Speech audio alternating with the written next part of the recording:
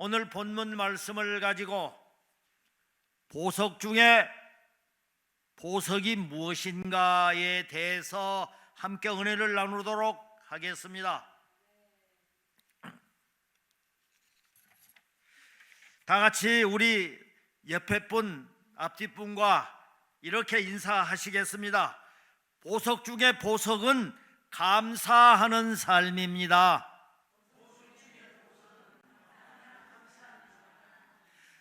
감사는 최고의 항암제요 치료제입니다.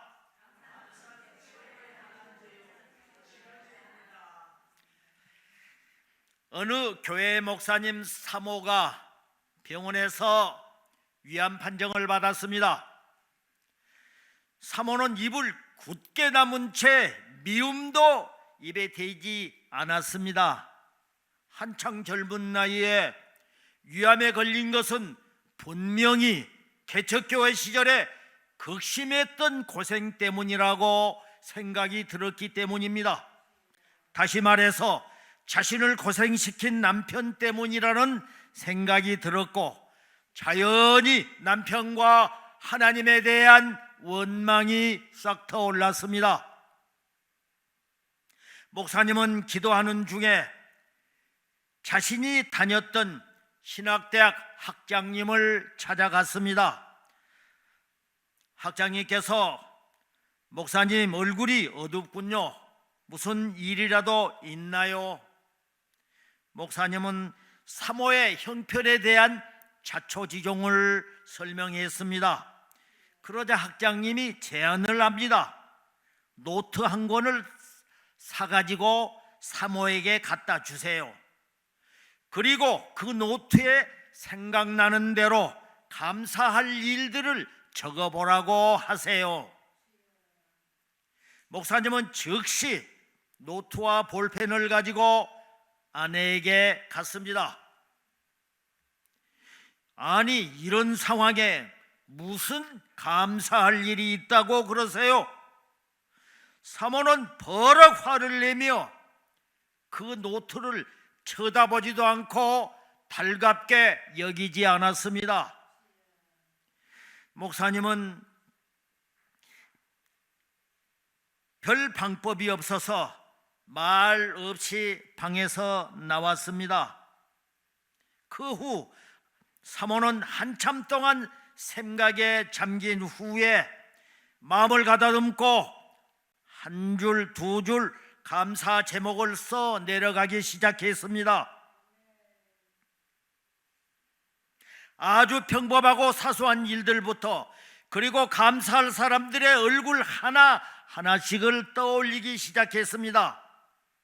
매일 감사 노트를 기록하면서 가장 가까운 사람부터 이제 찾아다니면서 감사의 인사를 하고 감사의 기도를 드렸습니다. 그 다음 날도 또 그 다음 날도 이제 시간이 가면서 마음에 기쁨이 찾아오기 시작했고, 그 생활이 일상이 되기 시작했습니다. 그러던 어느 날 심했던 통증이 사라졌다는 것을 깨달았고, 다리에는 웬일인지 힘이 생기기 시작했습니다. 병원에 가서 진단을 다시 받았더니 의사도 깜짝 놀랐습니다. 암세포가 사라졌기 때문입니다. 이렇듯 감사는 기적을 만듭니다. 데살로니가전서 5장 18절에서 우리에게 말씀합니다. 함께 봅니다. 범사에 감사하라. 이것이 그리스도 예수 안에서 너희를 향하신 하나님의 뜻이니라. 아멘. 이 세상에는 세 종류의 사람이 있다고 합니다. 기쁜 일이 있어도 감사할 줄 모르는 사람이 있고, 기쁜 일이 있을 때만 감사하는 사람이 있습니다. 또 힘든 고난 중에도 여전히 하나님께 감사하는 사람입니다. 영국의 종교가요 유명한 기도의 사람 윌리엄 로우는 만족과 행복을 가장 빠르게 찾는 비결은 범사에 감사하는 데 있다고 말했습니다. 또 존 밀러는 사람이 얼마나 행복한가는 그의 감사의 깊이에 달려 있다고 말했습니다. 영국의 크렌치 감독의 시에 다음과 같은 글이 나옵니다. 어떤 사람은 자기의 가는 평탄한 길에 조그마한 구덩이만 있어도 벌써 하나님을 원망하고 사람들을 원망한다. 또 어떤 사람은 자기가 가는 험하고 컴컴한 길에 조그마한 빛만 비추어도 하나님이 주시는 자비로운 빛이라 생각하여 감사의 기도를 드린다. 이렇게 화려한 궁전에 살면서도 삶이란 왜 이렇게 괴로우며 기쁜 일은 하나도 없느냐고 얼굴을 찡그려 불평하는 사람이 있습니다. 반면에 오두막집에 살면서도 우리를 지키시는 하나님의 아버지의 한없는 은혜와 사랑을 진심으로 감사하는 사람이 있습니다. 불평과 불만, 원망과 저주는 모든 질병의 원인이 될 수 있습니다. 그러나 감사는 인간의 질병을 치료하는 특효의 약입니다. 행복은 감사의 문으로 들어와서 불평의 문으로 나갑니다. 행복한 사람들의 공통점이 있습니다. 그것은 항상 감사가 풍성하다는 것입니다. 사람이 감사가 메마르고 감사할 수 없다는 것, 그것은 그 사람의 영혼이 병들었다는 것을 뜻하기도 합니다. 감사의 경험과 감사의 표현은 사람을 사람 되게 하는 조건이 되기도 합니다. 더욱이 사람이 하나님께 감사할 수 있다는 것은 너무나 중요하고 귀한 보석과 같은 것입니다. 주위의 환경은 수시로 변합니다. 하나님께서 베푸시는 사랑은 어제나 오늘이나 영원토록 변하지 않고 동일하십니다. 우리가 하나님을 찬양하는 것도 이러한 하나님이 계시기 때문입니다. 가만히 생각해 보면 우리에게 감사할 조건이 없는 것이 아니라 감사할 마음이 없는 것입니다. 한없는 부모님의 은혜, 고마운 아내와 남편, 자녀들에 대한 고마움은 자칫 지나쳐버리기가 쉽습니다. 그러나 반드시 감사해야 합니다.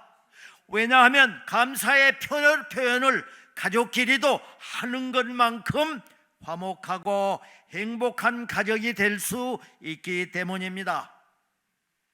우리가 일상 속에서 감사 노트에 감사 일기를 쓰면서 날마다 작은 일에도 항상 주님께 감사하는 삶을 살아야 할 이유입니다. 골로새서 2장 6절 7절에서 말씀합니다. 그러므로 너희가 그리스도 예수를 주로 받았으니 그 안에서 행하되 그 안에 뿌리를 박으며 세움을 받아 교훈을 받은 대로 믿음에 굳게 서서 감사함을 넘치게 하라. 아멘. 노벨 의학상을 수상하고 스트레스 퇴치 분야에 세계적으로 유명한 정신의학과 교수가 있었습니다. 그가 강의를 마치고 강단에서 내려오다가 조그만 돌출물에 발이 걸려서 그만 넘어지고 말았습니다. 벌떡 일어난 그 교수는 돌출물에다 아이고 피하지 못해 미안합니다. 크게 다치지 않아서 감사합니다. 꾸벅 인사를 하는 것이었습니다. 사람들이 웃으면서 어떻게 그런 행동을 할 수 있느냐고 물었더니 그의 대답이 걸작이었습니다. 아니, 화를 내거나 짜증을 내면 뭐합니까? 이미 지나간 일이 되어버렸지 않습니까? 그저 내 마음이 편하면 감사가 우러나오고 원망과 불평이란 스트레스는 금방 사라지고 마는 것이지요. 그가 늘 강조했던 것은 스트레스를 가장 빨리 푸는 방법은 무조건 감사하라는 것이었습니다. 행복한 마음으로 유쾌하게 웃고 상쾌한 마음으로 무조건 감사하면 몸의 면역 기능이 강화된다고 합니다. 1분 감사하면 24시간 동안 몸의 면역이 강화되고 1분 화를 내면 24시간 동안 몸의 면역이 저하되어서 모든 질병에 노출된다는 것입니다. 뿐만 아니라 감사할 수 없는 상황임에도 감사를 하게 되면 건강을 더 잘 유지할 수가 있고 활력이 생김으로 인해서 모든 일이 잘 풀리게 되고 또 잘 풀릴 수밖에 없습니다. 가만히 생각해 보면 감사하고 살아가는 사람은 대체로 얼굴 표정이 밝습니다. 뿐만 아니라 젊게 보이기도 합니다. 감사하는 마음이 은혜를 불러오고 은혜가 엔돌핀이 넘치게 해주기 때문입니다. 미국에 있는 듀크 대학교의 생명과학 연구팀이 감사하며 살아가는 사람들이 불평하며 살아가는 사람들보다도 평균적으로 10년 이상을 오래 산다는 연구 결과를 발표하기도 했습니다. 2023년 한 해가 저물어가고 있습니다. 자신의 삶을 한 번쯤 되돌아보면서 과연 나 자신은 금년도도 얼마나 감사를 하며 살아왔는지를 생각해 보시기를 바랍니다. 아직도 남을 미워하고 원망하는 찌꺼기가 조금이라도 마음속에 남아있다면 이제 그것들을 다 꺼내십시오. 주님의 십자가 밑에 내려놓으십시오. 그리고 그 자리에 감사하는 마음으로 가득 채워주시기 바랍니다. 시편 136편 1절에서 말씀합니다. 여호와께 감사하라. 그는 선하시며 그 인자하심이 영원하미로다. 아멘. 신부들이 결혼 예물로 가장 받고 싶어하는 것이 무엇일까요? 보석이라고 합니다. 보석은 영혼을 상징하는 다이아몬드입니다. 세계에서 가장 비싼 보석은 추정가가 약 2천억 원이나 되는 호프 다이아몬드라고 합니다. 그런데 이렇게 비싸고 아름다운 다이아몬드를 소장했던 사람들은 과연 행복했을까요? 전혀 그렇지 않습니다. 소장자였던 헨리 필립 호프의 이름을 따서 이름 지어진 이 호프 다이아몬드는 소유했던 사람들 모두 비극적 운명을 맞이했답니다. 그러니까 1600년대 중반 인도에서 채굴된 것을 구입한 루이 14세는 단 한 번 착용했음에도 불구하고 천년두로 사망했고, 이것을 이어받은 루이 16세도 프랑스 혁명 때 단두대 이슬로 사라지고 말았습니다. 1792년 9월에는 왕실에서 도난당했다가 어느 날 다시 좀 작아진 크기로 런던 거리에 나타났고, 그것을 1830년 영국의 은행가인 헨리 호프가 구입을 했었는데, 런던의 부호였던 그 역시 몇 년 뒤에 파산하면서 가족이 모두 비극적 운명을 맞이했습니다. 비극적 불행이 줄줄이 이어지자 1958년도에 세계적으로 유명한 보석상 헨리 윈스턴이 그 다이아몬드를 구입해서 이것을 스미스소니언 박물관에 기증함으로 인해서 영구 보관하게 대급되면서 더 이상 재난이 그쳤습니다. 호프 다이아몬드는 세계에서 가장 비싼 보석이지만 결코 행복을 가져다 주지 못했습니다. 그렇다면 가장 아름다운 보석이면서 마음만 먹으면 누구나 쉽게 가질 수 있고 도난당할 염려도 없고 행복과 기쁨을 주는 보석은 과연 없을까요? 시카고에서 태어난 워너 솔맨은 미국이 자랑한 화가 중에 한 사람이었습니다. 그는 왕이 되신 그리스도라는 제목으로 예수님의 초상화를 그렸습니다. 예수님의 모습이 담긴 그의 그림은 1940년대 무려 500만 부 이상이 인쇄가 되어서 팔렸고 오늘날 세계에서 가장 많이 알려진 예수 그리스도의 모습으로 남아 있습니다. 그런데 그가 이 그림을 그리게 된 동기가 있습니다.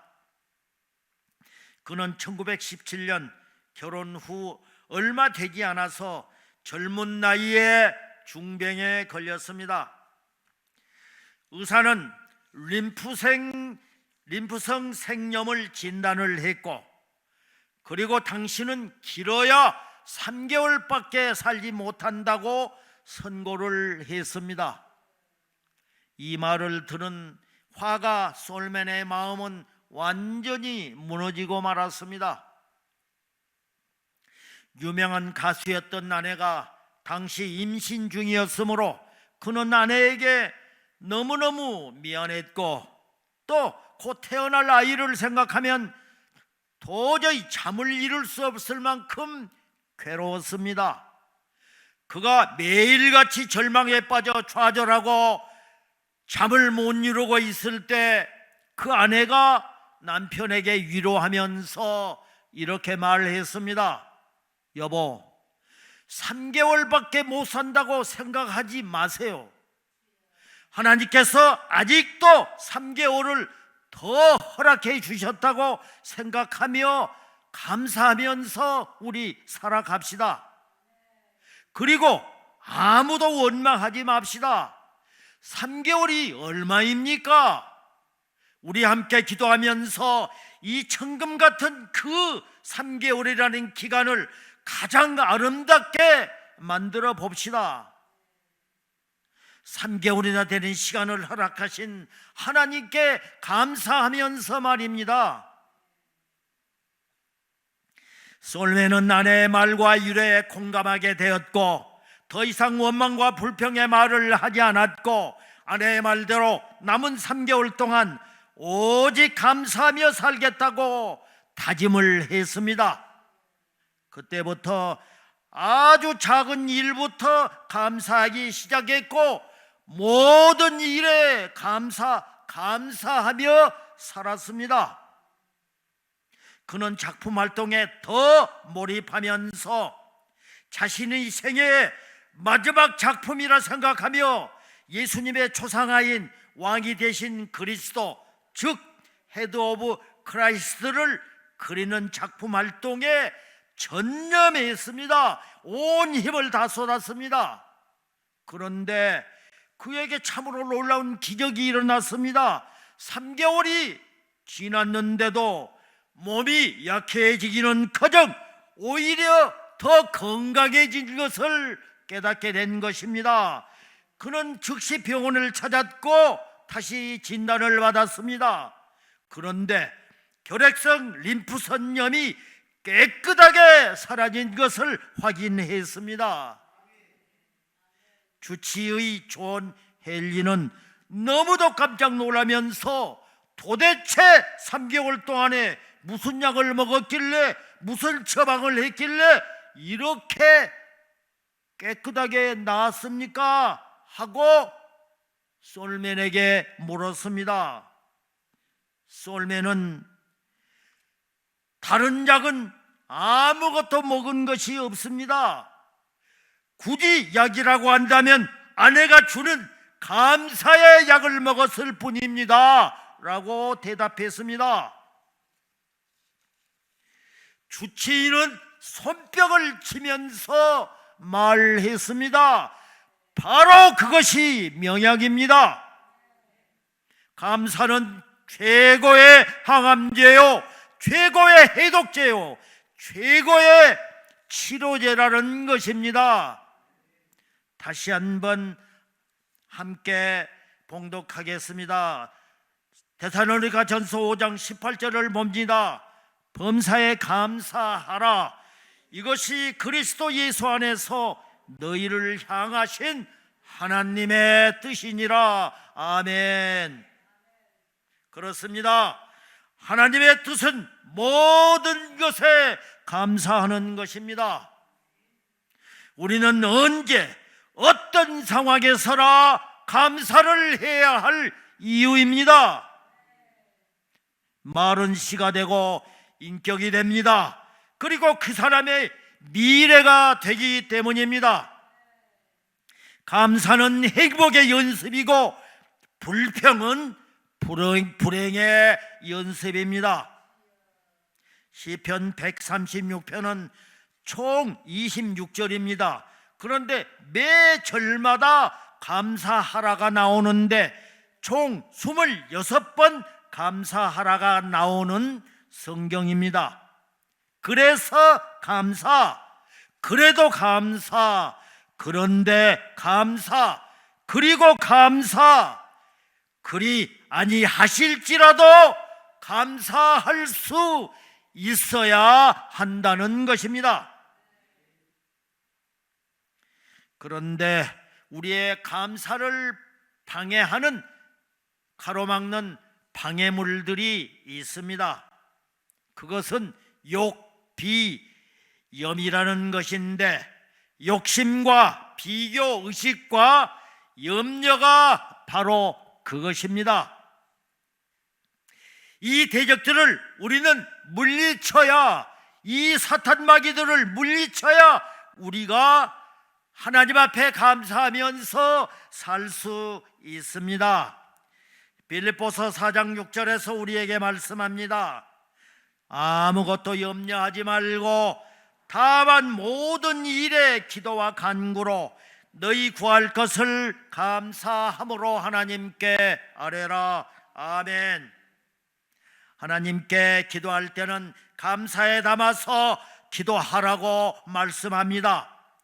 염려하지 말고 기도하되 감사함에 우리의 기도 제목들을 듬뿍 담아서 하나님 앞에 드리면 반드시 하나님이 응답해 주실 것입니다. 할렐루야. 신부들이 결혼 예물로 가장 받고 싶어하고 모든 사람이 가지고 싶어하는 세계에서 가장 비싼 보석인 다이아몬드를 소유했던 사람들은 모두 행복하지 못했습니다. 안타깝게 죽거나 파산하거나 또 모두 비극적 운명을 맞이했습니다. 반면에 하나님 말씀에 순종해서 감사의 일기를 통해 위암을 물리친 목사님, 사모님, 3개월이나 되는 천금 같은 시간을 허락하신 하나님께 감사하면서 결핵성 림프생염의 사망 선고에서 해방되었을 뿐만이 아니라 마지막 3개월을 가장 가치 있고 보람 있게 사용하겠다는 갈망하는 마음을 가지고 예수님 초상화를 그려서 세계에서 가장 많은 작품이 팔림으로 대박까지 터뜨린 미국의 유명 화가 솔맨을 생각해 봅니다. 여기서 우리에게 주는 교훈은 과연 무엇입니까? 우리가 인생에서 가장 소중한 가치가 무엇이며 삶의 초점을 어디에 맞춰야 하는지를 이제 다시 한번 우리는 깨달아야 합니다. 그러니까 보석 중에 보석인 가장 아름다운 보석은 무엇일까요? 그것은 묻지도 따질 필요도 없는 바로 감사요, 감사하며 사는 삶인 것입니다. 할렐루야. 오늘 본문 말씀을 보면 매 절마다 감사하는 자가 되라고 말씀을 합니다. 감사라 하면 지나온 날들의 은혜를 감사하고 또 오늘의 현실에 감사하고 다가오는 미래의 축복을 믿고 미리 하나님께 감사하는 것입니다. 그러니까 그리스도인의 감사는 과거와 현재와 미래에 대해서 감사하는 또 서로 연결된 전천후적인 감사를 말하는 것입니다. 첫째로 감사는 축복의 문이 열리게 합니다. 본문인 골로새서 3장 15절을 함께 봅니다. 그리스도의 평강이 너희 마음을 주장하게 하라. 너희는 평강을 위하여 한 몸으로 부르심을 받았나니 너희는 또한 감사하는 자가 되라. 아멘. 하나님은 감사하는 성도에게 하늘 문을 열어주시고 복을 주십니다. 우리의 삶 속에서 늘 감사하면 또 감사할 일이 생길 수밖에 없는 이유입니다. 또 찬양하는 사람은 하나님 앞에 늘 기쁨으로 더 찬양을 하게 됩니다. 유대인의 우화에 이런 이야기가 나옵니다. 어느 날 한 사람이 유명한 랍비를 찾아와서 자기의 환경이 살기가 너무 어렵다면서 하소연을 합니다. 선생님, 사는 것이 이렇게 너무 힘이 듭니다. 방은 조그만 것 하나뿐인데 우리 식구가 무려 9명이나 됩니다. 이 9명이 한 방에서 사니 어떻게 살 수가 있겠습니까? 랍비가 이렇게 대답합니다. 그 방에다가 염소를 들여놓고 일주일 동안만 같이 지내보시게. 아무 말 못하고 그냥 돌아갔습니다. 그리고 시킨 대로 그 와중에 그 방에다 염소 한 마리까지 들여놓고 살다가 일주일 후에 다시 랍비에게 찾아갔습니다. 그러면서 더 볼멘 소리를 합니다. 선생님, 도저히 이제는 더 못 살겠습니다. 염소까지 방에 있으니 너무 비좁고 너무 지저분해서 집안꼴도 많이 아니고 도저히 잘 수가 없습니다. 랍비가 말합니다. 이제 집에 돌아가서 그 염소를 밖으로 내보내게. 그리고 일주일 후에 다시 오게나. 말대로 일주일 후에 그 사람이 다시 랍비를 찾아왔습니다. 그런데 밝고 빛난 얼굴로 감사를 얘기합니다. 선생님, 우리 집이 아주 행복해졌습니다. 매 순간 즐겁기만 합니다. 아직 우리 집에 염소가 없고 우리 식구만 9명이 있으니 얼마나 편하고 행복한지 모릅니다. 감사합니다. 우아이지만은 우리가 한번 생각해 볼 필요가 있습니다. 상황은 전과 똑같지만은 우리의 그 사람의 인식이 바뀐 겁니다. 우리가 예수를 믿기 전과 예수를 믿은 후가 환경이나 상황은 똑같다 해도 생각과 인식이 바뀌면은 전혀 다른 환경이 되고 다른 삶이 될 수밖에 없다는 것입니다. 그래서 성경은 범사에 감사하라고 명령형으로 말씀을 합니다. 평생을 복음 전하는 일에 바친 언더우드 선교사가 이런 기도문을 남겼습니다. 누군가는 지금 이렇게 기도를 합니다. 내가 설 수만 있다면 더 큰 복은 바라지 않겠습니다. 내가 들을 수만 있다면 더 큰 복은 바라지 않겠습니다. 말할 수만 있다면 더 큰 복은 바라지 않겠습니다. 내가 볼 수만 있다면 더 큰 복은 바라지 않겠습니다. 내가 하루만 더 살 수 있다면 더 큰 복은 바라지 않겠습니다. 이렇게 간절한 마음으로 기도하고 있습니다. 그런데 놀랍게도 누군가의 이 간절한 기도하는 그 기적이 우리에게는 날마다 순간마다 일어나고 있습니다. 할렐루야. 이제 우리는 어떻게 살아야 할까요? 내가 부자가 되지 못해도 괜찮습니다. 빼어난 외모가 아니어도 지혜롭지 못해도 나는 내 삶에 날마다 감사하며 살아가겠습니다. 날마다 기적이 일어나는 나의 하루를 나는 사랑하겠습니다. 따지거나 변명하지 않고 감사하며 살아가겠습니다. 이렇게 고백하고 선포하는 우리 모두가 되기를 주님의 이름으로 축복합니다. 둘째로, 감사하는 삶은 기쁨과 행복을 가져옵니다. 본문 3장 16절을 함께 보겠습니다. 그리스도의 말씀이 너희 속에 풍성히 거하여 모든 지혜로 피차 가르치며 권면하고 시와 찬송과 신령한 노래를 부르며 감사하는 마음으로 하나님을 찬양하고. 아멘. 사람은 누구나 행복해지기를 원합니다. 항상 기쁨이 넘치기를 소망합니다. 그런데 그러한 소원을 이루는 비결이 무엇일까요? 바로 감사입니다.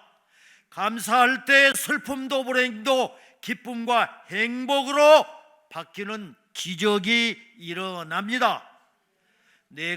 우리 모두가 감사하는 성도가 되면 우리 화평교회는 가장 은혜로운 교회가 될 수밖에 없는 이유입니다.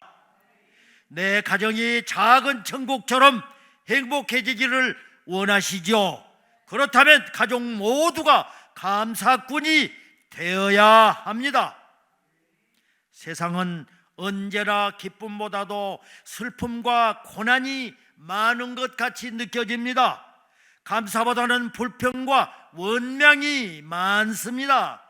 그러나 주님을 모시고 하나님의 자녀가 된 우리는 그러한 세상을 천국과 같은 세상으로 바꾸는 일을 해야 하는 사명을 우리는 가지고 있습니다. 그 비결이 바로 감사인 것입니다. 할렐루야.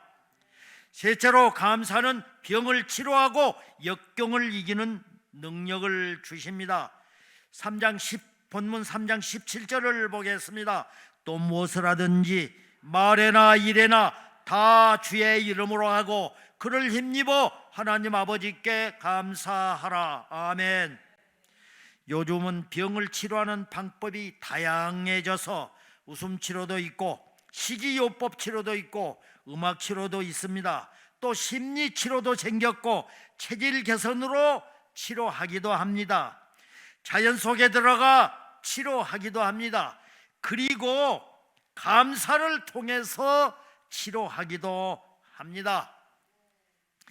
미국에서 요새 그 심리 치료에서 특히 병원에서도 환자를 치료할 때 먼저 그 환자에게 상담을 한답니다. 감사할 일이 뭐가 있었습니까? 그것을 찾아내 가지고서 그 환자에게 감사를 하는 쪽으로 계속적으로 권면을 하고 분위기를 바꾸어 주어 가지고서 치료를 하는데 효과가 엄청 있다 하는 것입니다. 그렇습니다. 모든 일에 불평하고 원망하면 각종 질병이 감염되지만은 감사하면은 내적 치료가 이루어져서 병이 낫는다는 사실입니다. 그래서 감사는 만병치료약이라고 말을 합니다. 더 나아가 감사는 하나님의 기적을 체험하고 인생의 역경을 이기게 하는 힘이 있습니다. 세상 사람들은 조금만 어려워도 다른 사람들을 원망하고 지도자들을 원망하며 불평합니다. 그러나 우리는 그리스도인으로서 삶의 방식이 그들과 다른 감사하는 신앙으로 살아가야 합니다. 말씀을 마무리합니다. 인생의 기쁨과 행복을 가장 빠르게 회복하는 길은 범사에 감사하는 것입니다. 감사는 하나님의 뜻이요 명령입니다. 감사는 기도의 운반 도구이기도 합니다. 우리 모두 보석 중의 보석인 감사의 보석을 캐는 광부가 되어야 합니다. 그래서 가장 아름답고 행복한 삶을 살아야 합니다. 할렐루야. 이러한 삶을 사시는 화평교회가 되고 저와 여러분이 되실 주님의 이름으로 간절히 축원합니다. 축원합니다.